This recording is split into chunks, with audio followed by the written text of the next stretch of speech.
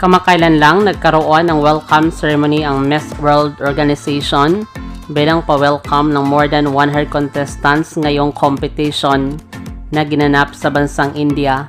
Pagkatapos ng event, napansin ng mga pageant fans worldwide ang pambato ng Pilipinas na si Gwendolyn Forniol bilang isa sa nag-stand out during welcome ceremony. Sa katunayan, nangunguna siya sa hot picks ng ilang pageant sites ng mga Latino na kung saan pinabilib niya ang mga fans sa kanyang galawan at pa-outfit sa nasabing event. Ano kayang maging placement ni Gwendolyn Forniol sa nasabing competition? Samantala, mangyayari ang finals ng nasabing pageant sa dating na March 9 ngayong taon. Maraming salamat sa panonood. Para maging updated ka, huwag kalimutang mag-subscribe.